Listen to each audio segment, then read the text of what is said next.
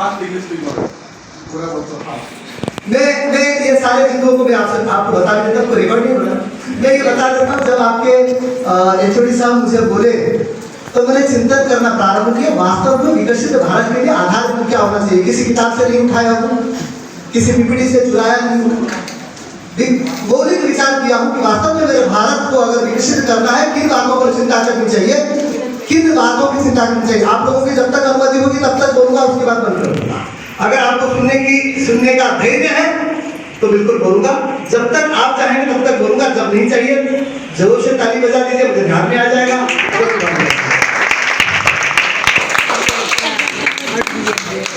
और इसकी जिम्मेदारी किसको दी गई है? विकसित भारत की जिम्मेदारी को ये भारत सरकार ने जब से किया, ये भारतीय हमारे जो शिक्षा विभाग है, शिक्षा विभाग को ये जिम्मेदारी दी गई कि इसको क्या करना, इसको मुख्य रूप से इसका संचार और आउटरीच करना, लोगों तक भाव को पहुंचाना कि भारत को विकसित बनाना है, भारत अविकसित है, क्यों अविकसित है, इस विषय को लोग आनंद साहब जहाँ कहीं है बोल देता हूँ ऊपर। तो एक विषय हम ये सोच सकते हैं, जैसे आर्थिक आधार पर हम विकास की कल्पना करते हैं, जिसके पास ज्यादा पैसा है वही सबसे ज्यादा विकसित है। बिल्कुल से अर्थ यानी समृद्धि विकास का एक पैमाना हो सकता है, लेकिन अर्थ ही जीवन का सारा सर्वस्व है, अर्थ ही विकास का केवल पैमाना है, ऐसा नहीं है। अर्थ पैमाना क्यों नहीं है, इसके लिए उदाहरण है, अर्थ के दृष्टि से विचार करने वाले कई सारे संस्था भारत विश्व में है। एक संस्था हम सबको पता है कि वर्ल्ड बैंक है, और दूसरी संस्था यूनाइटेड नेशन है। तो इनकी आधार पर इनकी मतलब है, तो उनको देखने से हमें पता चल जाएगा कि इनका मत ऐक्यता नहीं है। वो क्या है, कोई कहता है कि तो उससे पहले बता दूं कि आर्थिक आधार पर इन्होंने भी 4 भाग बना दिए। क्या क्या कि एक lower financial quality, lower middle, तो कई अर्थशास्त्री कई विद्वान ये कहते हैं कि जिनका पर कैपिटा इनकम, जिस देश का पर कैपिटा इनकम 15,000 से 20,000 है, वो हायर इनकम वाले हैं। फिर और कोई कहते हैं जिनका इनकम 25,000 से 30,000 है, वो हायर वाले हैं। यही मतभेद ही केवल आर्थिक विकास को, भाई 15,000 कमाने वाले भी सुखी हो सकते हैं, हमारे यहाँ तो 5,000 कमाने वाले भी बहुत सुखी रहते हैं। कार के लोन लेकर रोज EMI भरते हुए, EMI वाले घर में रहते हुए लोग सुखी नहीं रहते, हमारे यहाँ झोपड़ी में रहने वाला भी सुखी रहता है, उसकी सोशल इम्पैक्ट बहुत नहीं होता है। इसीलिए आर्थिक पैमाना ही एक बार का पैमाना करते ही विकास का नहीं हो सकता। तो इसीलिए वे करने का सामर्थ्य होना चाहिए। इसलिए GDP या पर कैपिटा इनकम एक दृष्टि हो सकता है। अगर केवल GDP और पर कैपिटा इनकम को छोड़ दे तो और क्या क्या आधार हो सकते हैं विकास के, विकसित राष्ट्र के? तो उसमें 2 चीजें हैं कि आपके इकोनॉमी ट्रांसमिशन कैसे हो रहा है, कहाँ से इकोनॉमी आ रहा है, किस प्रकार से आ रहा है। उसमें एग्रीकल्चर हो सकता है। हम भारत को कहते हैं कि आप कृषि प्रधान राष्ट्र हैं, ये भी एक नैरेशन है, बता देता हूँ। हम कृषि प्रधान राष्ट्र केवल नहीं है, हम उद्योग प्रधान राष्ट्र हैं, हम शिल्प प्रधान राष्ट्र हैं। हमारे यहाँ जातियां हुआ करता था, मैं इसी से थोड़ा सा जोड़ देता हूँ। अभी अनेक जाति को धारण करने वाले यहाँ हमारे भाई बहन बैठे होंगे। हमने जाति को डिग्रेड करना शुरू कर दिया। हमें नहीं पता है ये जातियां स्पृश्य अस्पृश्य के लिए नहीं बनी थी, इन जातियों में कौशल बसा था। ये जाति कौशल के आधार पर बने थे। हमारा बुनकर समाज आज भी संबलपुरी साड़ी बुनता है तो 25,000 में बेचता है एक साड़ियाँ, लेकिन हम सबने उन्हीं के पैमाना को ध्यान में रखते हुए हमने यहाँ हमारे जो उद्योग प्रधान राष्ट्र को तोड़ने का काम हम युवा वर्गों ने किया है। फिर बार बार कह रहा हूँ, ये आपात युवा वर्गों के लिए हमें आज संकल्प लेने की आवश्यकता है वास्तव में, अगर हमें विकसित भारत बनाना है। तो दूसरी पैमाना में जैसे कहता हूँ कि सर्विस सेक्टर है। सर्विस सेक्टर यानी सर्विस देता है, हम उसको कोई सर्विस कैसे देगा कोई, उसके लिए नॉलेज चाहिए। आज सुबह नॉलेज की बात हो रही थी, नॉलेज इकोनॉमी की बात है। सर्विस सेक्टर में आपको बता दूं भारत 50% GDP कमाता है। तो इसीलिए एक है नॉलेज सेक्टर है, और दूसरे इंडस्ट्री एक पार्ट है।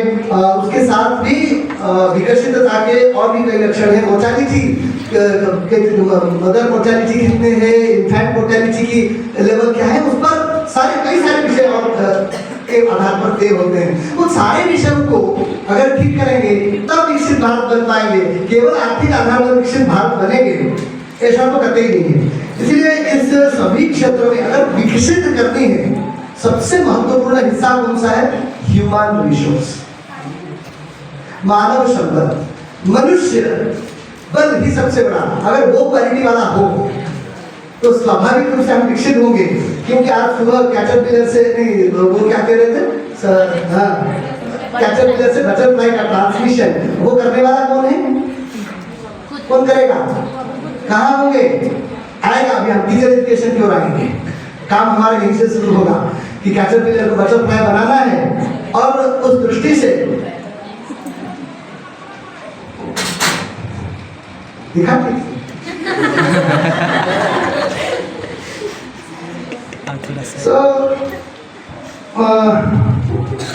अभी ये सारी चीजें, ये अगर मोटा मोटा समझें, इसको बहुत लंबा किया जा सकता है। मोटा मोटा ध्यान में आ गया होगा कि विकसित भारत के लिए ये सारे पैमाने हैं। तो इसमें चुनौती क्या है, चैलेंजेस क्या है?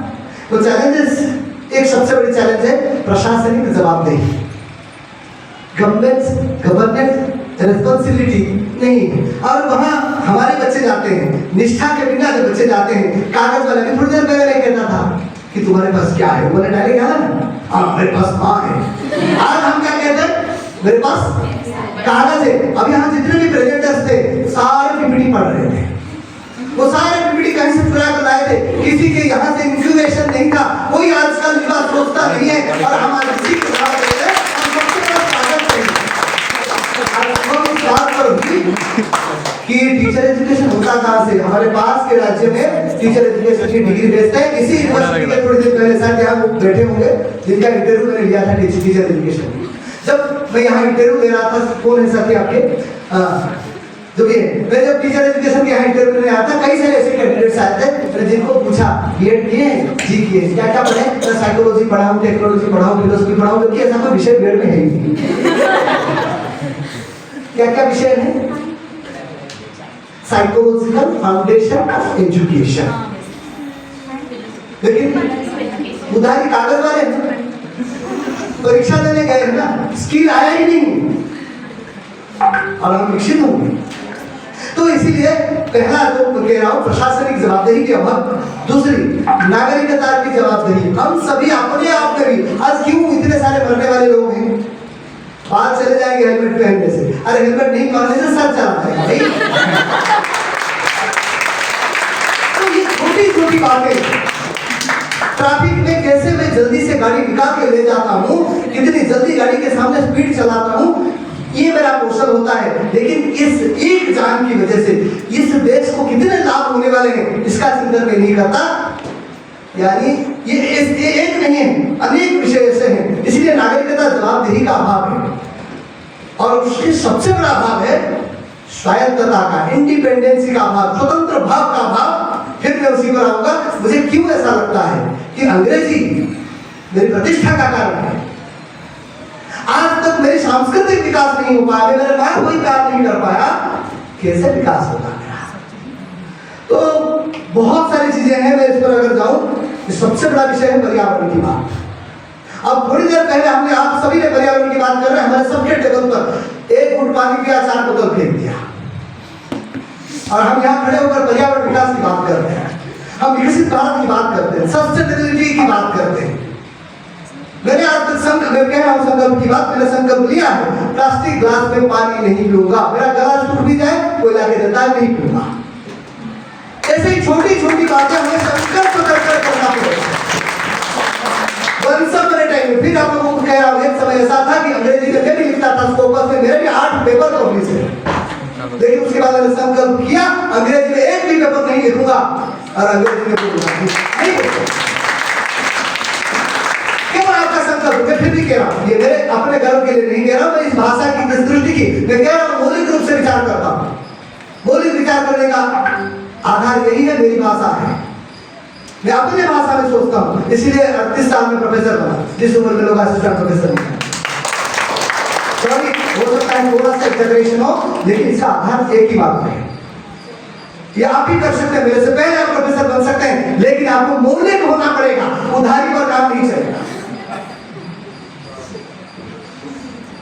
दूसरा जैसे मैंने कहा कि नॉलेज इकोनॉमी, इसका भी आधार वही है, R&D, रिसर्च एंड डेवलपमेंट। आज सुबह ही बात हो रही थी, रिसर्च एंड डेवलपमेंट दोनों को अलग नहीं कर सकते। Without research we can not be developed. तो रिसर्च और डेवलपमेंट ये दोनों एक ही हिस्से है। रिसर्च और डेवलपमेंट के लिए आपको रिसर्च करने पड़ेंगे, और रिसर्च दूसरे की थीसिस से 4 स्लाइड उठाकर फाप देने से रिसर्च नहीं होता है। रिसर्च को कहां से पढ़ा, 4 डाटा देख के रिसर्च नहीं होता है। रिसर्च के लिए आपको धरातल पर जानी पड़ेगी। सारे समस्याओं को हम रिसर्च में पहला काम करते हैं, पुटिंग ए फेंस, एक घेरा लगाना होता है। अनेक समस्याएं हैं, एक समस्या को चुनना पड़ेगा और उस समस्या को चुनकर उसके समाधान सोचना पड़ेगा। जिस दिन हम सब रिसर्च करते वक्त रियल प्रॉब्लम पर काम करना शुरू करेंगे, उस दिन देश विकसित हो सकता है, लेकिन कॉपी पेस्ट करने पर बिल्कुल देश विकसित नहीं हो सकता। हम आप जितने भी शिक्षक साथी हैं, हम आज गाइड बनेंगे तो हम ये कहेंगे तुम्हें आने की जरूरत नहीं है, तुम तुम्हारे घर में रुको, हम यहाँ थीसिस आपको 2 लाख रुपया देना, थीसिस दे देंगे।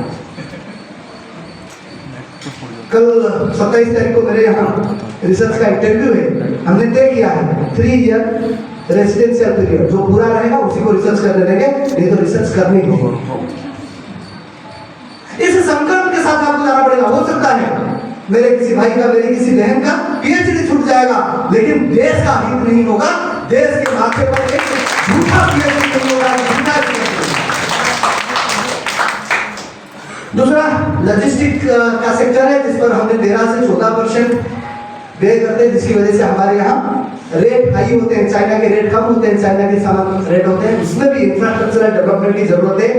साथ में निजी क्षेत्र की भूमिका, जो लोग प्राइवेट सेक्टर में काम कर रहे हैं या वो लोग भी, उनकी भी जवाबदेही बहुत कम चलता है।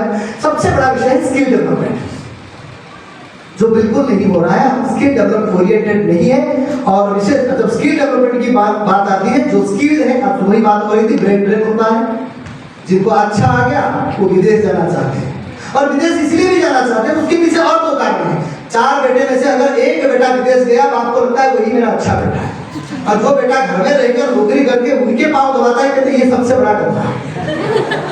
ये हमारी मानसिकता, ये हमारी दृष्टि है। वहां पहुंचने के बाद, बाप मरने के बाद, वो भी एम्बुलेंस का बिल वहीं से भर देता है, बाप को देखने तक भी नहीं आता है। लेकिन हमारी विडंबना देखिए, हमारी पीड़ा देखिए कि हमारे लिए वही बेटा अच्छा है।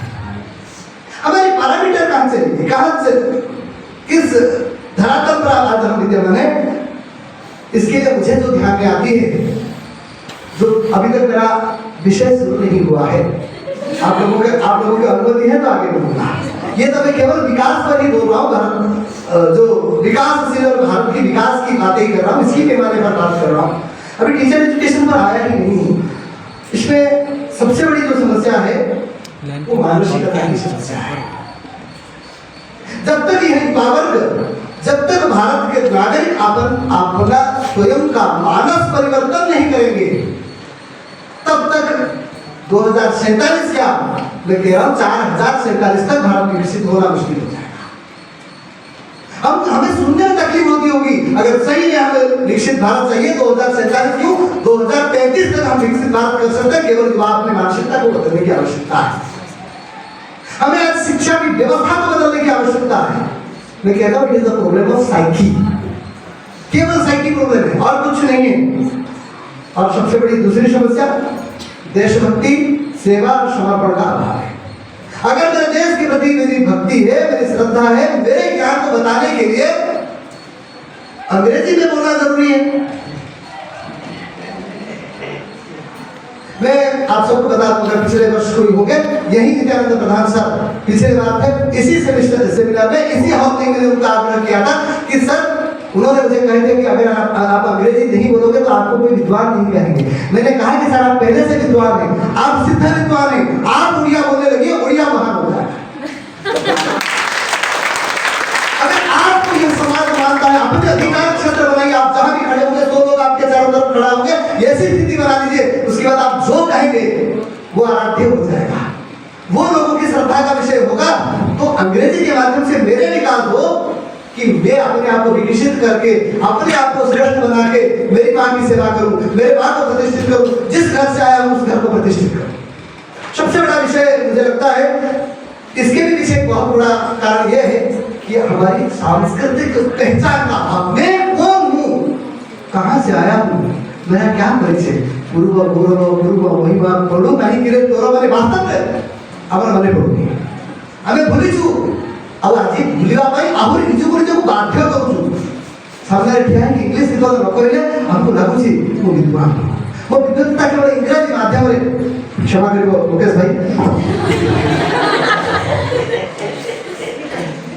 तो लेकिन और एक बात है आज समस्या नहीं समाधान पर चिंता करने की आवश्यकता है हम सबको समाधान ढूंढना पड़ेगा अपने अपने पर्याय से कोई ना कोई एक समाधान हमें देना पड़ेगा और साथ में हमारे समाधान देने और हमारे संकल्पबद्धता के साथ स्वाभाविक रूप से प्रशासनिक जवाबदेही भी पड़ेगी जिस दिन आप प्रश्न करना प्रारंभ करोगे उस दिन से स्वाभाविक रूप से प्रशासनिक जवाबदेही बढ़ेगी थोड़ा सा ये सारी समस्या के साथ ये तो केवल पृष्ठभूमि ही था मैं भारतीय शिक्षा को भारत में शिक्षा को दूसरे दृष्टि से देखता आप सभी दर्शन का अध्ययन कर चुके होंगे शिक्षा दर्शन शिक्षा विज्ञान शिक्षा प्रौद्योगिकी इन सारे विषयों का अध्ययन कर चुके होंगे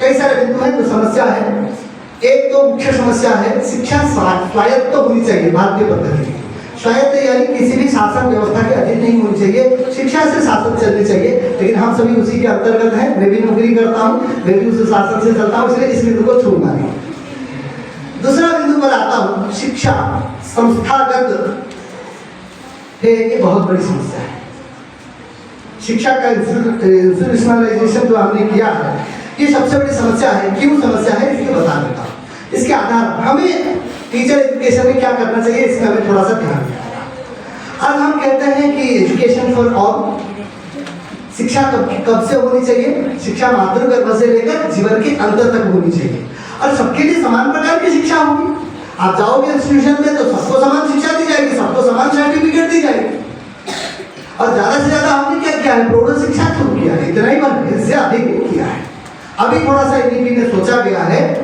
कि बाल बाटिका से लेकर आगे तक के इसलिए जो टीचर एजुकेशन का सबसे बड़ा काम वो है कि शिक्षा केवल संस्था यानी विद्यालय में यानी महाविद्यालय में शिक्षा होती है इस बात को हमें भूलना पड़ेगा शिक्षा होती कहाँ है उसका भी मंत्र कह देता माता प्रथम गुरु पिता द्वितीय माँ पहला गुरु है और पिता दूसरा गुरु है और शिक्षक मानुष पिता है इस बात को ध्यान रखिए मैं केवल 42 वर्ष का हूँ मेरे सामने बैठने वाली सारी जो लड़कियां हैं वो लगभग 24-25 साल की लड़कियां हैं लेकिन मैं उनको ये संबोधन करता हूँ गुड़िया भाषा में माँ और गुड़ी स्वाभाविक रूप से संबोधन करते हैं मैं इनको इन भाषा से संबोधन करता हूँ और पहले ही कक्षा में इनको ये जताने का प्रयास करता हूँ कि मैं तुम्हारा बाप हो सकता है आयु का अंतर कुछ नहीं है लेकिन मैं शिक्षक हूँ इसलिए मैं तुम्हारा बाप हूँ तुम्हारे घर में माँ बाप तुम्हारे घर में होंगे यहाँ मैं तुम्हारे पिता समान हूँ कोई भी समस्या है मुझे बताइए सबसे बड़ा विषय मुझे लगता है कि यहाँ से शुरू होनी चाहिए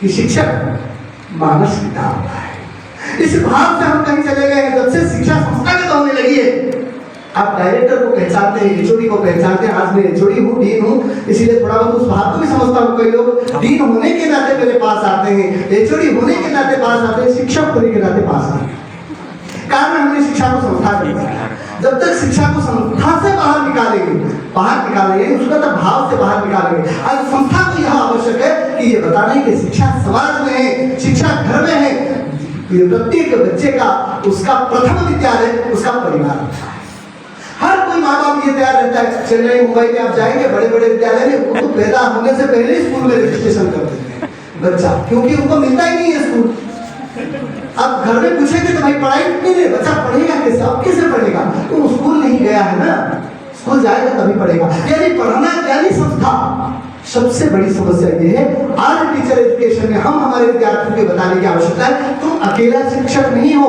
जो विद्यार्थी तुम्हारे पास आएगा एनईपी में कहा गया है कि फंडामेंटल लिटरेसी एंड न्यूमरेसी की बात वो कहाँ से आएगा वो जब आपकी कक्षा में आएगा वो अपने रोने के साथ आएगा अपने हंसने के साथ आएगा अपने पुराने अनुभव के साथ आएगा और रोकर माँ को मनाने का जो अनुभव है उस अनुभव के साथ आएगा आप उसको टैबुला रसा जो हमें सिद्धांत पढ़ाया गया है कोरा स्टेट मत समझिए इसलिए उसका पहला विद्यालय घर है हमें शिक्षकों को ये जानना आवश्यक है परिवार को भी घर बनाने की आवश्यकता है दूसरी हमें शिक्षा इसलिए संस्थागत नहीं हो सकती विद्यार्थी, अभी किसी हमारी एक बहन थी, वो कह रही थी कि इंग्रजी शिक्षा के बारे में वो बहन चली गई, कह रही थी कि आपको सुनना है। तो अंग्रेजी शिक्षा से समस्या में कई बार कहता हूँ कि अंग्रेजी मीडियम स्कूल्स, मेरी पहली नौकरी किसी अंग्रेजी मीडियम स्कूल में था, जहाँ अगर अंग्रेजी के बिना दूसरी भाषा बोले तो 1 रुपया फाइन होता था। ये 2005 की बात बता रहे हैं। अच्छा, उस विद्यार्थी की बौद्धिक विकास हुआ, उसकी संकल्पना कंसेप्चुअलाइजेशन उसका हो पाएगा? क्यों नहीं हो पाएगा? कि स्कूल से निकलेगा, ऑटो वाला तो उसकी मातृभाषा में बोलेगा, उसकी माँ तो उसकी मातृभाषा में बोलेगी, उसकी गांव वाले तो उसकी मातृभाषा में बोलेंगे, दुकानदार तो मातृभाषा में बोलेगा। तो आप केवल कंटेंट टीचर होकर अंग्रेजी बोलेंगे, अंग्रेजी का बिना दूसरी भाषा बोला तो उसकी पिटाई होगी, उसको फाइन लगेगा।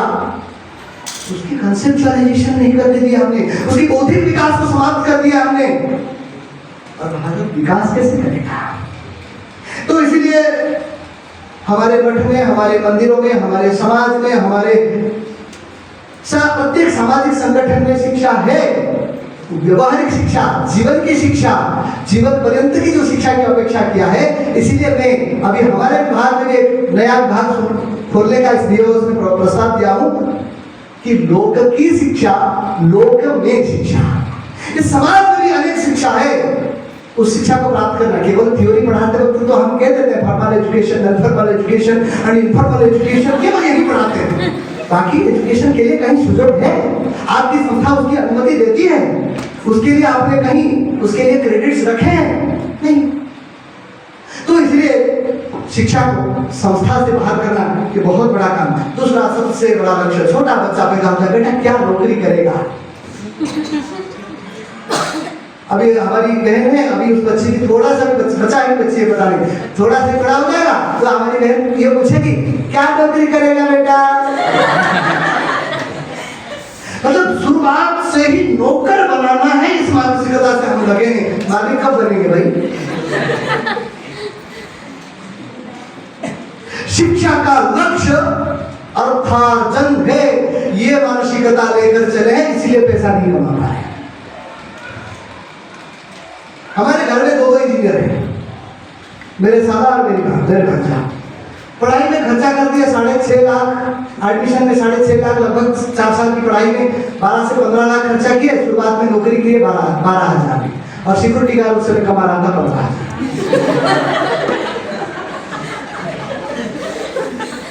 अब शिक्षा अधिक हो जाएगी तो यही स्थिति होगी। बिना स्किल के बनेंगे ऑटोमोबाइल इंजीनियर, सीखने कहाँ जाते हैं? 6 साल की ऑटोमोबाइल इंजीनियरिंग हो गई, और कहाँ अफसोस में जाइए जॉब कार्ड बनाते। काम कौन करेगा? वो चौथी फिर, क्योंकि इनके पास में कहा था, इनके पास कागज है। शिक्षा का लक्ष्य अर्थार्जन है, केवल इतना भर, अर्थ जीवन का सारा सर्वस्व नहीं है। हमारे शिक्षा का लक्ष्य क्या था? अगर दर्शन आप पढ़े होंगे, क्या कहते हैं? सा शिक्षा या विमुक्ते, सा विद्या या विमुक्ते, द्वे विद्ये वेदितव्ये परा अपराच। 2 प्रकार की विद्या व्यक्ति को आनी चाहिए, एक परा और एक अपरा। परा विद्या क्या है? मेरी एक्सिस्टेंस क्या है समझना है, who am I, where I am from। ये बॉडी है, आप बॉडी सेल्फ। मास्लो अगर पढ़े होंगे, पहले ही सिद्धांत का मुझे बॉडी लिसन, भरत पंडा यानी क्या है? थोड़ा सा कम बाल है, थोड़ा सा बहुत ज्यादा हाइट नहीं है, छोटा है, कुछ ज्यादा मोटा नहीं, ज्यादा पतला नहीं, बस यही है भरत पंडा। जिस दिन चला जाएगा कौन गया भाई? नहीं, भरत पंडा है तो पढ़ा तो है, फिर गया कौन? हमें ये समझ में नहीं आ रहा है हुआ हमारे। इसकी वजह से हमने शिक्षा का लक्ष्य को समझ लिया केवल अर्थार्जन, जबकि हमारे शिक्षा का लक्ष्य क्या था? अगर वो हमें समझ में आ गया तो निश्चित रूप से दोनों विद्याओं की प्राप्ति करेंगे। एक अपरा विद्या जिस दिन हो जाएगी, हम उस दिन भी अपरा विद्या की ओर जाएंगे। अपरा विद्या में भी हमारे कम नहीं थी। कई बार कुछ लोग मुझे कहते हैं, इतनी भारतीय ज्ञान परंपरा की बात करते हो, कोट सूट क्यों पहनते हो? मैंने कहा कोट सूट क्या है? हमारे जब परिषद रचना की जा रही थी उस समय दूसरे देश में कपड़े तक नहीं पहनते, कपड़े हमने भेजा है, धागा बुनना हमने सिखाया है, तो कपड़े पर किसी की राइट्स नहीं है, हमारी राइट से पहले। हमारे राजा महाराजाओं ने सिल्की पहनते थे, इसलिए ये मत सिखाइए कि हमारे कौन सी कपड़े कौन पहनेगा। हम भी परिवेश के अनुसार कहीं धोती कुर्ता भी पहनते हैं, और शिवलिगुड़ा में रहेंगे तो कोट पहन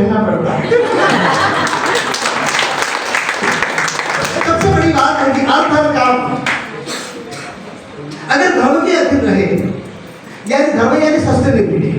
फिर धर्म यानी हिंदू मुस्लिम ईसाई सिख नहीं है, इस पर मत बांटिए। मैं केवल कई बार उस पर जाऊंगा तो फिर विषय चला जाएगा। धर्म मात्र हिंदू है, ईसाई रिलीजन है, इस्लाम मजहब है, कोई दूसरे एक दूसरे के साथ कोई किसी का तोड़ नहीं है, सब अपने अपने में महान है, सबकी तुलना नहीं होनी चाहिए। तो कुल मिला के शिक्षा का लक्ष्य ज्ञानार्जन है।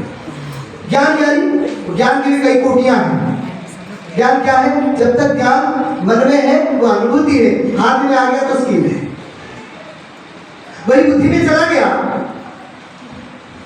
तो वह निर्णय है, वह विश्लेषण है, वह परीक्षण है, विज्ञान का स्तर है। उससे ऊपर चला गया तो एक्चुअलाइजेशन है।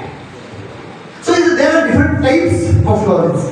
आप जिसको कह रहे हो इंफॉर्मेशन, वो केवल मन तक है, उसकी आगे का लेवल नहीं है, वो स्किल भी नहीं है, आपके हाथ तक नहीं आ रहा। आपको बहुत पता है ड्राइविंग कैसे करना है। मुझे किसी ने कहा कि ड्राइविंग सीखने तो वीडियो गेम चलाओ, यू करो तो गाड़ी चलाना सीख जाओगे। उसके बाद गाड़ी में बैठा तो एक्सीलेटर दबाओ तो बुढ़ापे के साथ चल जाएगा। वीडियो गेम चलाने का कार चलाना सीख जाओगे। वो स्किल आपको आनी पड़ेगी, कब क्लच दबाना है, कब ब्रेक दबाना है, उसके साथ कब गियर डालनी है, कितने स्पीड में ले जानी है, वो सारी स्किल है। आपकी बॉडी का मूवमेंट भी उसी के साथ, गति के साथ भी आपको ध्यान देना होगा, अपने सवाल में। तो इसीलिए शिक्षा का लक्ष्य अर्थार्जन नहीं हो सकता। और दूसरी सबसे बड़ी समस्या फिर घूम फिर कर उसी पर आ रहा है, आधुनिकरण यानी आधुनिकता, यानी यूरोप वाले जो कह रहे हैं वही आधुनिकता है। हाँ नहीं, आधुनिक शब्द अपना है, अधुना वर्तमान शब्द जो है अपना है, लेकिन जो सब कुछ यूरोप से है वो सारे आधुनिक है। और इसके साथ साथ हमने यूरोपीय जीवन दृष्टि को भी हमने साथ में शुरू किया, और जिसके साथ हमने भारतीयता की प्रतिष्ठा को समाप्त कर दिया, अपने अस्तित्व को समाप्त कर दिया। हर यूरोप की चीज। अब मुझे बताइए, एआई आज चलेगा अगर, और 10 वर्ष आप सभी एआई का यूज कर लेंगे, आपके दिमाग में गोबर, आप सीधी एप्लीकेशन ही नहीं पाएंगे। आप भोजन करने से पहले एआई पर जाना पड़ेगा कि कैसे लूंगा। इन्फॉर्मेशन आएगा कि पहले ऐसे लेना है, उंगलियों को चेंज करना है, पकड़ना है, हाथ उठाना है, उसके बाद कितने डिग्री में फोल्ड करना है, उसके बाद कितने डिग्री लेने पर मुझे आएगा, ये भी एआई बताएगा, तब आप भोजन करेंगे, उसके बिना भोजन ही नहीं करना है। इसलिए आधुनिकता को स्वीकार करना और आवश्यक जिन चीजों को है, जो ठीक है आज एआई की आवश्यकता है, जितनी आवश्यकता है उसको उतना स्वीकार करना है, लेकिन इतना मूढ़ नहीं हो जाना है कि जो विदेशी है वो सब कुछ अच्छा है। यहाँ बैठे हैं सिगमंड फ्राइड पढ़े बस क्या बोलता है, लॉस्ट एंड लिबिडो व्यक्ति के व्यक्तित्व निर्माण करता है। मेरे शिक्षक को थोड़ा बताइए, आप सभी कक्षा में पढ़ाते हैं लॉस्ट एंड लिबिडो, कामेच्छा। तो फिर उसको थोड़ा मेरे सब भाई बहन मुझे लगता है परिपक्व है, मेरे इन शब्दों पर कुछ अन्यथा नहीं विचार करेंगे। कामेच्छा को हम कुत्ते, बैल, भैंस को देखें रास्ते पर, वो जिस प्रकार के व्यवहार करता है वो कामेच्छा है। और हमें सिखाया सिगमंड फ्राइड ने, और हम भी कक्षा में पढ़ा रहे कि कामेच्छा व्यक्ति के व्यक्तित्व निर्माण करता है। मैं भारत में बताता हूँ, यहाँ कई लोग होंगे जो घर में 4-4 बच्चे, 5-5 बच्चे होंगे। मैं भी 4 भाइयों में से एक भाई हूँ, एक ही कमरे में हम बड़े हुए, लेकिन मैंने कभी मेरे माता पिता को हाथ पकड़ते हुए नहीं देखा है। यहाँ काम व्यक्ति के व्यक्तित्व को निर्माण करता है, कामेच्छा व्यक्ति के व्यक्तित्व को निर्माण नहीं करता है। लेकिन किस मूढ़ता के कारण हम सिगमंड फ्राइड को सिद्ध करते हैं और उसी को पढ़ाते हैं? क्या इतनी वैचारिकता हमें नहीं है? यानी जो विदेश में है, जो आधुनिक है, वो सब कुछ सत्य है। इस मूढ़ता के साथ किसी विषय को रखना, किसी विषय को स्वीकार करना, मुझे लगता है कि भारत के विकास के बाधक है। अभी थोड़ी देर पहले आप लोगों के सामने विषय रखा था, एक सबसे बड़ा विषय, इस व्यवस्था के कारण जो सबसे बड़ा विघटन हुआ है वो है छात्र शिक्षक संबंध परोक्ष हो गया है। मैंने विद्यार्थियों के साथ मेरा संबंध कैसा होगा ये संस्था तय करेगा, यूजीसी तय करेगा, मिनिस्ट्री तय करेगा, जिसके कारण आज शिक्षकों के ऊपर कोई भरोसा नहीं रह गया। पहले आप लोगों को याद होगा, अपने हाथ में पिता, जो लोग थोड़े से उम्र ज्यादा है वो लोग अपने हाथ में पिता अपने बच्चे को लेकर शिक्षक के पास छोड़ आता था और कहता था आंख कान ये दोनों छोड़कर पूरा ये तुम्हारे बेटा है, जितना चाहे ले लेना। आज अगर आपने बच्चे का कान पकड़ लिया, शिक्षक तुरंत आके आपके नाम पर एफआईआर हो जाएगा। इसके पीछे कारण हम है, हम व्यवस्था का अधीन आ गए। आप अपने बेटे की तरह उस बच्चे को पालना शुरू कर दीजिए, उसके बाद कुछ नहीं कहेगा। ये मेरा 17 वर्ष का अनुभव है। आज मेरे कई विद्यार्थियों का विवाह मैंने कराया है, उनके घर में एक भी प्रश्न नहीं करते हैं। आप तो कान पकड़ने की बात करते हैं। मैं कहता हूँ मेरा विद्यार्थी अगर पसंद कर लिया इस लड़की को, मुझे शादी कर लिया, अपने घर से पहले मुझे कहता है कि सर आप ये काम करा दीजिए, और मैं कहता भी हूँ तो उसके घर वाले स्वीकार करते हैं। इसके पीछे कारण एक ही बात है, मैं अपने पुत्र समान उस विद्यार्थी को मानता हूँ जो मानुष पुत्र का विषय है। तो इसीलिए विद्यार्थी और शिक्षक के मध्य जो संबंध, फिर कह रहा हूँ टीचर एजुकेशन का सबसे बहुत बड़ा मुद्दा है, वो है आत्मीयतापूर्ण संपर्क। केवल आत्मीयतापूर्ण संपर्क नहीं, आत्मीय का संपर्क मेरा अपना बेटे से भी ज्यादा है मानुष पुत्र। उस दृष्टि से जब तक हम नहीं देखेंगे तब तक इस विषय को हम नहीं कर सकते। समस्या यही है कि हम सभी एक व्यवस्था से बच रहे हैं, और व्यवस्था का सूत्र किसके पास, किसी और के पास। पढ़ाना मुझे, और क्या पढ़ाना कोई तय करेगा, और कैसे पढ़ाना कोई तय करेगा, और फलाने मेथड से आपको करना। भाई मुझे आती नहीं है वो मेथड, नहीं आपको उसी मेथड में करना। प्रेस्क्राइब्ड हैंड बुक्स हमें दिए जाएंगे और उसी पर हम काम करेंगे। कई बार अभी जिक्र हुआ है, क्या हम कहते हैं कि teacher is a facilitator and student will learn himself. दुकानदार है, फैसिलिटेट करेंगे, क्या हो गया, कंस्ट्रक्टिज्म। फिर आप हंसते हैं, मुझे नहीं लगता है कि आप लोग विचार करते हैं। हमारे ऊपर थोप दिया गया, आप ले जाएंगे।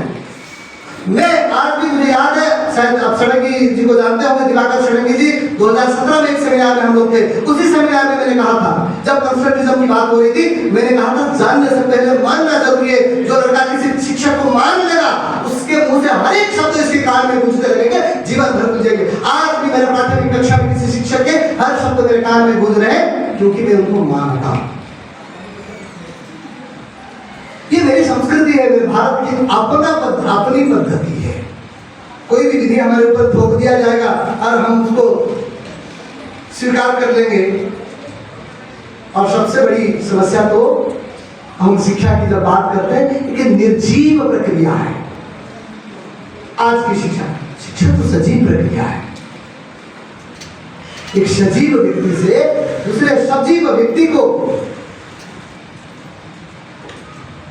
एक सजीव व्यक्ति से दूसरे सजीव व्यक्ति को जब ज्ञान संचारित होता है तो स्वाभाविक रूप से सजीवता है। आप मुझे सुन रहे हैं इसीलिए मैं बोल रहा हूँ, आप लोगों की आंखों में मैं उत्साह देख रहा हूँ इसीलिए बोल रहा हूँ। ये सजीव प्रक्रिया है, निर्जीव हो ही नहीं सकती।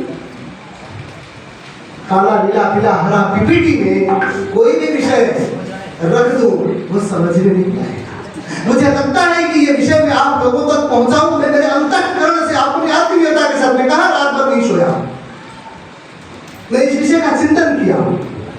मुझे लगता है कि शायद किसी भाव से मैं विषय रख रहा हूं, शायद इसलिए आप सुन रहे हैं। इसलिए शिक्षा सजीव व्यवस्था है। तो इसलिए ये शिक्षा का तंत्र है। बहुत ज्यादा समय मुझे लगता है कि समाप्त करना होगा, लेकिन थोड़ा सा मैं कहूँ कि ये सारे विषयों को जब सोचते हैं, विचार करते हैं, ध्यान में आता है वो तो कहे कि कैटरपिलर से बटरफ्लाई है। मैं तो कहता हूँ कि पूरा नया, मैं दूसरा उदाहरण देता हूँ कि उल्टी पटरी पर चढ़ी ट्रेन, आपको जाना है चेन्नई, मुंबई को चढ़ी ट्रेन में चढ़ गए और वही आप कितने भी बोगी चेंज करने लगे, आप चेन्नई नहीं पहुंचने लगे, आप मुंबई ही जाएंगे। इसलिए आपको ट्रेन से उतरना पड़ेगा, दूसरे दिशा में जाने वाली ट्रेन पकड़ना पड़ेगा। इसीलिए मैं बटरफ्लाई नहीं, कैटरपिलर से बटरफ्लाई की बात नहीं करता हूँ, मैं ट्रेन से उतरने की बात कर रहा हूँ। ये पूरी व्यवस्था को तोड़कर कुछ नई व्यवस्था करेंगे, तभी जाकर हम विषय पर। इसीलिए कुछ बातें हमें मंत्र के रूप में स्वीकार करने होंगे। मेरे शिक्षक बंधु, मेरे विद्यार्थी बंधु, आप सभी कल विद्यालय में जाएंगे, मैं आप सबसे कुछ संकल्प की अपेक्षा करता हूँ। आप क्या पढ़ाएंगे, कैसे पढ़ाएंगे, उस पर मैं जिक्र नहीं करता हूँ। मैं स्वाभाविक रूप से 17 वर्ष से पढ़ा रहा हूँ, मुझे जब कोई पूछते हैं कि आप बीएड में पढ़ाते क्या, मैं आप कुछ नहीं पढ़ाते हैं। काहे पढ़ाएंगे? हमारे पास आने वाले all are masters and graduates, they are master in their subject. आपको गणित कैसे पढ़ानी है मैं क्यों बताऊं, लेकिन जिस दिन आप ये समझ लेंगे मेरे बच्चे को गणित आनी चाहिए, कैसे पढ़ानी है आपको आ जाएगी। आप सबसे अपना बच्चा को समझ लें, आप अपने आप को उसकी मां की भूमिका में। मेरे पास एक पीएचडी चल रहा था, बंगाल से एक लड़की थी, उसने प्राथमिक शिक्षा पर काम करना शुरू की। 12 मीटर की बात पूछी, मैंने कहा श्रेष्ठ प्राथमिक शिक्षक कौन है? उसने बताई कि बहुत सारे ऐसे डेफिनेशंस होते हैं ना, आपसे बोल देंगे डेफिनेशंस। कहीं आप खोजेंगे डेफिनेशन मतलब अंग्रेजी वाला है तो अंग्रेजी डिक्शनरी आप सब जानते हैं कौन सा, तो फिर उसका जिक्र नहीं करूंगा। उस डिक्शनरी में उसका डेफिनेशन क्या कहता है, उनकी संस्कृति भिन्न, उनकी दृष्टि भिन्न, उनका जीवन दृष्टि भिन्न, उनका व्यवहार सूत्र भिन्न, वो डेफिनेशन देंगे, उस डेफिनेशन को हम स्वीकार करेंगे। मैंने एक डेफिनेशन दिया, सबसे श्रेष्ठ प्राथमिक शिक्षक कौन हो सकता है? जो अपने गोदी पर उस बच्चे को बैठाकर अपने पल्लू में उसकी नाक पूछ सकता है, वो सबसे श्रेष्ठ शिक्षक है। तो इसलिए शिक्षा कभी व्यक्तिगत है, मैं कितना शिक्षित हूं, मैं कितना जानता हूं, ये महत्वपूर्ण नहीं है। शिक्षा राष्ट्रीय होती है। आप कितने बेहतर हैं इससे मतलब नहीं, आप इतने महत्वपूर्ण है, आपके पास विद्यमान ज्ञान पद्धति से अपने राष्ट्र का क्या क्या है ये महत्वपूर्ण। इसी संकल्प से मेरे शिक्षक बंधु बैठे हैं और आगे जाने वाले ये शिक्षक हैं। मैं शिक्षक की 4 कोटियां बता देता हूँ, थोड़ा सा समय अधिक ले रहा हूँ, शायद 1 घंटा होने को आ रहा है, लेकिन कितने अच्छे सुनने वाले श्रोता हैं तो अपने आप को रोक नहीं पा रहा हूँ, अपने विचारों को व्यक्त करता है। शिक्षक 4 प्रकार के होते हैं। पहला शिक्षक कंटेंट टीचर, रात भर किताब पढ़ा और आके ही सुबह किताब को भेज दिया, लो जो पढ़ाता हूँ सब बहुत सुंदर, और हम सबने भी तालियां बजाई। पीपीटी देखिए, सारे पॉइंट्स हैं जो किताब में लिखा है, और इवैल्यूएशन भी वैसा ही करता है। किताब से एक इधर उधर हुआ, मन से लिखा तो उसकी हड्डियां तोड़ दे। मन का प्रयोग नहीं करना, बुद्धि का प्रयोग नहीं करना, जो पढ़ा है वही लिखना।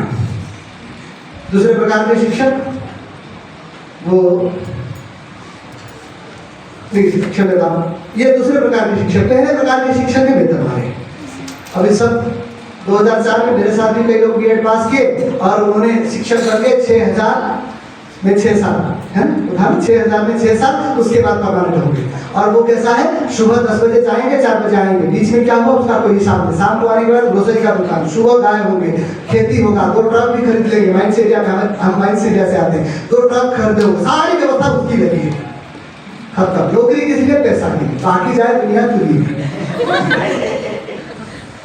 वेतन होगी शिक्षक को, किसी के नहीं होते। दूसरे प्रकार के शिक्षक जिसकी बात बताया, कंटेंट टीचर। मोस्ट ऑफ शायद ये 70% हैं। आप उनमें से अलग रखना चाहें तो आज संकल्प लें,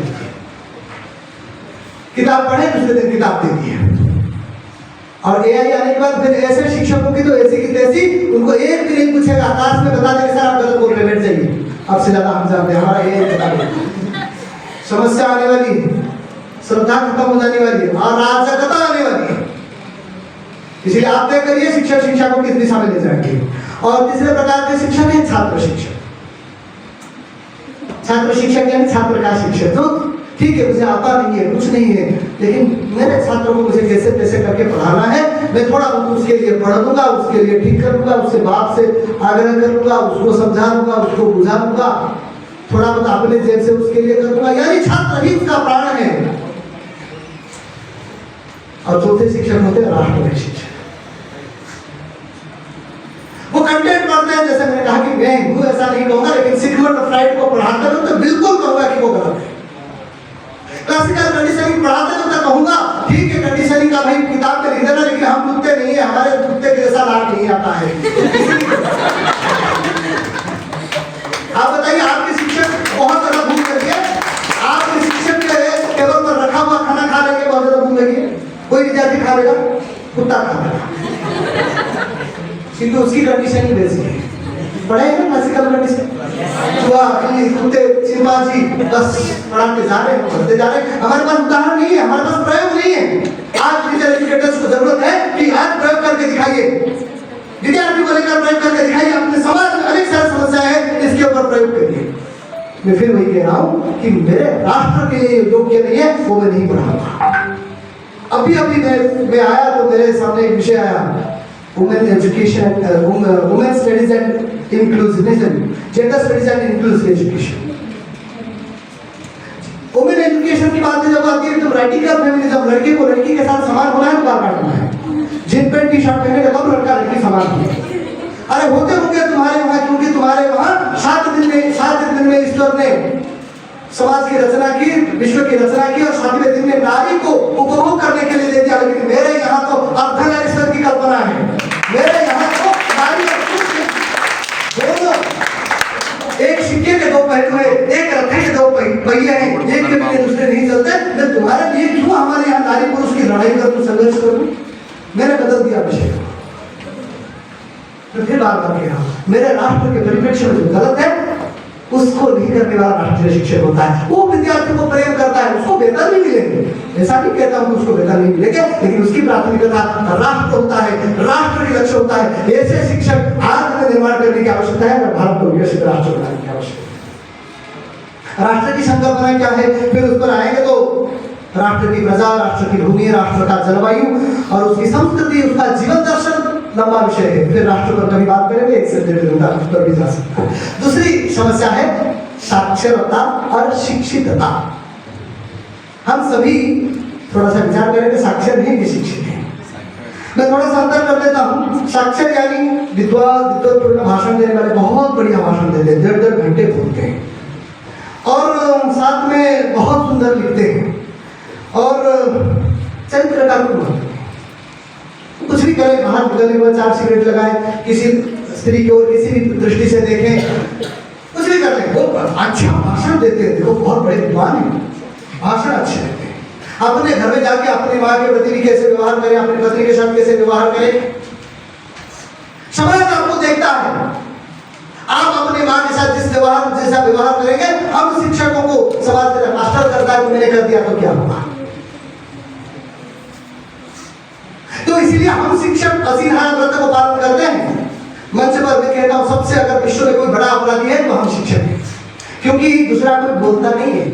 जो व्यापारी भ्रष्टाचार करता है, 2 रुपया में खरीद के 8 रुपया में लेता है, झूठ बोलता नहीं है कि कितने में खरीदता है, पूछ कर देखिए, करके कर देगा, बोलेगा नहीं। लेकिन बोलने वाले हम हैं, मंच पर खड़े होकर अच्छी अच्छी बातें और ठीक मंच से उतरने के बाद उसकी सारा विपरीत, जैसे मैंने कहा कि प्लास्टिक के बोतल, यहाँ खड़े होकर सस्टेनेबिलिटी की बात करेंगे, पर्यावरण की बात करेंगे, उतरने के बाद मुझे एकदम बिस्लरी वाला पानी चाहिए, नहीं तो नहीं आऊंगा आपकी जिंदगी। मैंने अपने संस्था में कर दिया है, चाहे वाइस चांसलर आए चाहे प्रधानमंत्री आए, ग्लास में पानी दिया जाएगा, प्लास्टिक बोतल बंद। व्यवहारिकता हमें लानी पड़ेगी। मैं विद्वत्ता के जैसे मैंने कहा कि वो क्रूर हो सकता है, वो स्वार्थी हो सकता है, वो किसी भी प्रकार के व्यवहारी हो सकता है, लेकिन भाषण अच्छा करता है तो ये विद्वान है, पीएचडी किए, डॉक्टर साहब। नहीं बोलने से गुस्सा आएगा, मुझे डॉक्टर बोलेंगे, प्रोफेसर बोलेंगे, प्रोफेसर तुम मेरे लिए अच्छी कुर्सी, ठीक, प्रोफेसर डिग्री है। लेकिन इसके विपरीत शिक्षित कौन है? शिक्षित वो है कि सृष्टि के प्रयोजन जो है, इस विश्व की आवश्यकता क्या है, वास्तव में इस समाज की आवश्यकता को ध्यान में रखकर, सार्वजनिक हित को दृष्टि में रखकर जो विवेकपूर्ण व्यवहार करता है वही शिक्षित है। साथ ही साथ अपने इंद्रियों को बस में रखता है, अंतर करता है कि भूख लगे काट का सर भी खा लो, ये शिक्षितता तो है नहीं। फिर मंच पर खड़े होकर सस्टेनेबिलिटी की बात करेंगे, तो इसीलिए अपनी इंद्रियों को बस में रखना और स्वस्थ होना है। मैं बात इसलिए कर रहा हूँ कि सुबह सूर्य नमस्कार खुद लगाता हूँ और आज 42 साल में भी, चाहे लोग कहते हैं कि ऐसे मत करिए, कोई रोक नहीं, शरीर साधना करता हूँ, परम उपासना आवश्यक है। मेरे बेट के विद्यार्थियों को उधर 4 आइए लड़ने के लिए तैयार है, कराटे उतना सिखाओ, एक साथ में 4 साइड में लड़ सकता हूँ, लोग भाई जानते हैं। तो और सबसे बड़ा विषय है समाज आप पर भरोसा करता है क्या, आपकी विद्या पर समाज भरोसा करता है क्या, आपको रेफरेंस के तौर पर लेता है क्या, आपको पूछता है क्या, तभी आपकी विद्या का अदरवाइज आप शिक्षित नहीं है, आप केवल साक्षर है, उच्च से उच्च कोटि के साक्षर है, 4 थीसिस आपके नाम पर हो गए। अगर आपको समाज पूछता नहीं है, आप समाज को मार्गदर्शन देने लायक नहीं है, फिर आप शिक्षित नहीं है। आज मुझे लगता है शिक्षा के इस कोटि को टीचर एजुकेशन के रूप में हमें स्वीकार करने की आवश्यकता है। सबसे बड़ा विषय है शिक्षा बुद्धिनिष्ठ नहीं है, आत्मनिष्ठ है। और ज्ञान व्यक्ति के अंदर विद्यमान है, इसीलिए कहा जाता है श्रद्धावान लभते ज्ञान। श्रद्धा है, निष्ठा है, इसीलिए व्यक्ति ज्ञान प्राप्त करता है। किताब है इसीलिए नहीं, पीपीटी है इसीलिए नहीं, भौतिक संसाधन है इसीलिए नहीं, एसी है इसीलिए नहीं। आपकी श्रद्धा है तो एकलव्य गुरु से दूर रहकर भी ज्ञान प्राप्त कर सकता है। इसीलिए जो ज्ञान है ये आत्मनिष्ठ है। इसके व्यवहारिक स्वरूप को आज हम सब टीचर एजुकेटर्स को, हमारे शिक्षक को, क्योंकि हम 2 से 4, 4 से 16, 16 से इसकी बहुगुणित करने वाले हम ही लोग हैं। वर्ग भूल रहा हूँ, क्योंकि हमारा एक विद्यार्थी जाएगा, अपना एक विद्यालय संभालेगा। तो इसलिए आज टीचर एजुकेटर्स को बड़े सावधानिता के साथ हर एक विषय को रखते हुए हमें आज इस चैलेंज को स्वीकारना होगा और भारत को विकसित, श्रेष्ठ और विश्वगुरु जो भी सारी बातें की गई, इसके लिए आज जो शिक्षा व्यवस्था है, इस शिक्षा व्यवस्था को भारत के अनुकूल शिक्षा व्यवस्था और साथ ही साथ जो वर्तमान में विद्यमान है इसको देशानुकूल और युगानुकूल। युगानुकूल यानी कंटेम्पररी हम जिस बात को कहते हैं, युगा 3 बातें हैं, इसको ध्यान में रख सकते हैं। मंत्र, तंत्र और यंत्र, ये तीनों बदलने की आवश्यकता है। मंत्र है हमारा विचार और दृष्टि, ये हमारी स्पष्ट होनी चाहिए। हम भारतीय हैं, हमारे भारत की दृष्टि कैसी है, विभिन्न विषयों का स्वरूप कैसा है। जैसे मैंने कहा कि नारी शिक्षा का स्वरूप क्या हो सकती है। हमारे यहाँ नारी यानी यत्र नार्यस्तु पूज्यन्ते रमन्ते तत्र देवता, हम नारी पुरुष की संघर्ष नहीं खड़ा कर सकते। हमारे देखने का दृष्टिकोण स्वाभाविक हो सकता है।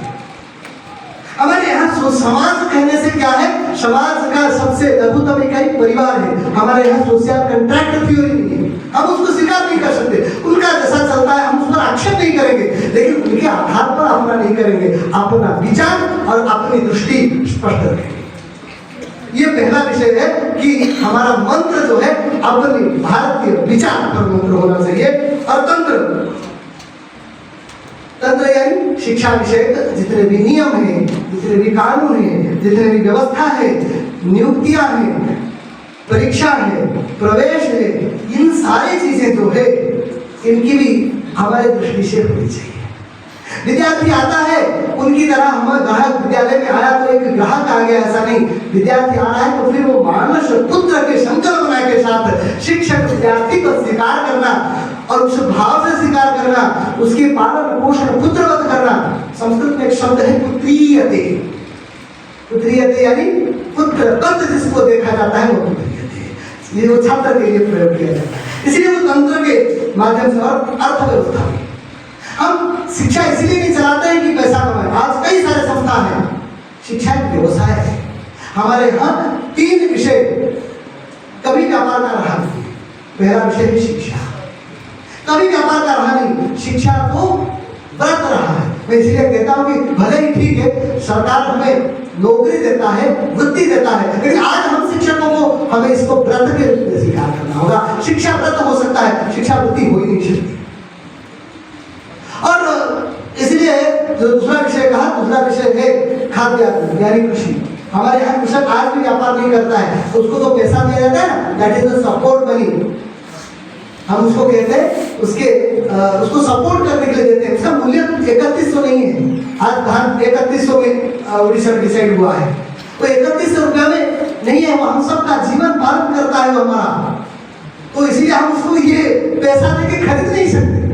समर्थन मूल्य प्रयोग किया गया, समर्थन मूल्य, उसके कार्य को समर्थन करने के लिए, सपोर्ट मनी जिसको कहता हूँ, समर्थन करने के लिए हम उसको खरीद ही नहीं सकते। ये खरीद बिक्री का विषय ही नहीं है। अगर खरीद बिक्री का विषय होता, रात को 4 बजे उठ के वो खेती में नहीं जाता। कितने कृषक उसी 4 बजे जाने के चक्कर में वो सर बदन में अपने प्राण देते हैं, ठंडी जुकाम खांसी में अपने प्राण देते हैं, अगर उसकी वैल्यू और कल्पना करें ना, 1000 रुपया तक भी हमें धार नहीं मिलेगी। ये भी वो सेवा करता है। और तीसरा विषय है स्वास्थ्य का। हमारे यहाँ स्वास्थ्य भी व्यापार नहीं होता है, वो हो गया है इसीलिए गड़बड़ियां है। तीसरा विषय कहता हूं, जो यंत्र है हमारे यहाँ शिक्षा, जो भौतिक संसाधन है, साधन सामग्री है, जो सुविधाएं हैं, शैक्षिक उपकरण और सामग्री, ये कोई वैसे महत्वपूर्ण नहीं है। तंत्र अगर स्पष्ट है, छात्र शिक्षक संबंध जिनके हमने जिक्र किए, ये अगर सही है तो ये सारे विषय पूर्ण हो जाते हैं। आज निश्चित रूप से इंफ्रास्ट्रक्चर की आवश्यकता है भारत को विकसित कराने के लिए। इन सारी बातों का चिंतन करना आवश्यक है, लेकिन इस चिंतन में आधार हमारा विचार होना आवश्यक है। थोड़े से 2 लाइन में और एक बात को रखते हुए करूंगा। एक सिद्धांत है, हम जो जीवन पद्धति जीते हैं इसके पीछे एक मान्यता है, और उस मान्यता के आधार पर हमारे जीवन दृष्टि तय हुआ है, और उस जीवन दृष्टि से हमारा व्यवहार सूत्र तय हुआ है। हमने कण कण में भगवान को देखा है, हो सकता है आप उसको ना माने। ब्रह्म सत्य जगत मिथ्या सर्वम खलु इदं ब्रह्म, इसको मानने वाले हैं, इसीलिए बर्तन पर पैर लगने से आप मां लक्ष्मी कर देते हैं। ये हमारे व्यवहार में, हम ये जो व्यवहार करते हैं ना, इस व्यवहार के पीछे इसकी स्वीकार्यता है, मान्यता है। थोड़ी सी जागरूकता दिख रही है मुझे, आप सभी थक गए हैं, तो इसीलिए मान्यता, जीवन दृष्टि, और इसी जीवन दृष्टि को चलाने के जीवन दृष्टि से व्यवहार सूत्र तय होते हैं, और यही शुद्ध व्यवहार निरंतर चले, इसलिए हमारे यहाँ व्यवस्थाएं बनी है। और वो व्यवस्थाएं क्या है? ब्रह्मचर्य, गृहस्थ, वानप्रस्थ, संन्यास, आश्रम व्यवस्था। और दूसरी व्यवस्था है वर्ण व्यवस्था, ब्राह्मण, क्षत्रिय, वैश्य, शूद्र।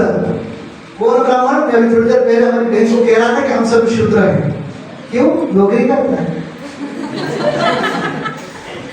ब्राह्मण कौन है? जो ये बॉडी सेल्फ को नहीं मानता है, अपने शरीर के लिए एक मुट्ठी अन्न लिया, भोजन किया, पूरा जीवन समाज को समर्पित कर दिया, वही ब्राह्मण है। दूसरा, समाज के लिए प्राण कटाने के लिए तैयार है, वो क्षत्रिय है। तीसरा, जो कमाता है और सबको खिलाता है, वह वैश्य है। चौथा, जिसको एक परमानेंट इनकम चाहिए, कुछ हो ना हो, रात जाए दिन जाए, कुछ भी जाए, महीने के अंत में इतने पैसा दे देना मेरा जीवन चले, वो सारे शूद्र हैं। शायद इसकी अपेक्षा करने वाले हम सभी शूद्र हैं। ये व्यवस्था, इसीलिए ये जो व्यवस्थाएं बनी है, और ये व्यवस्थाएं चलेगी कैसे? उसके लिए हमारा संगठन कौन सा? समाज संगठन। वो समाज संगठन का पहली इकाई, छोटी इकाई, वो इकाई है परिवार। हमने सबने इस इकाई को नकारना शुरू किया है। हमारा परिवार संगठन बिगड़ने लगा है। यही सामाजिक करार, लिव इन रिलेशनशिप के माध्यम से, थोड़े से आवाज, लिव इन रिलेशन के माध्यम से हमने व्यक्ति की अस्मिता को खत्म कर दिया है। पहले तो हमें यहाँ तक ले आया, हम दो हमारे दो, उसके बाद हम दो हमारे, उसके बाद हम दो हमारे नहीं, उसके बाद तुम तुम्हारे में लेना।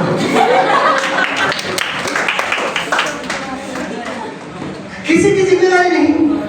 और ये भारतीय चिंतन है। बच्चा पैदा हुआ किसका? स्टेट की जिम्मेदारी, सरकार देखेगा।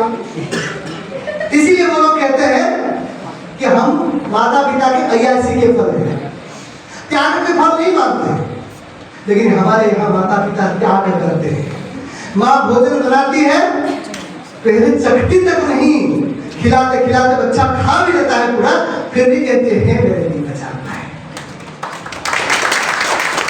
ये मेरा भारत है, और सारे तत्वों का मूल यही है। इसी को बचाना आवश्यक है। अगर हमारा परिवार दृढ़ होकर बच गया, हमारा कुटुंब बच गया, तो फिर भारत विकसित हो सकता है। मुझे लगता है जो G20 का विषय था, विश्व बंधुत्व की कल्पना हम कर रहे थे, उस विश्व बंधुत्व को तब हम जा पाएंगे जब हम समर्थ होंगे। और हमें समर्थ होने के लिए हमारा परिवार तंत्र ये आधार स्तंभ है, इसको समर्थ बनाने की आवश्यकता है। बस इतने भर के साथ मैं अपनी वाणी को विराम देता हूँ। भारत माता की जय।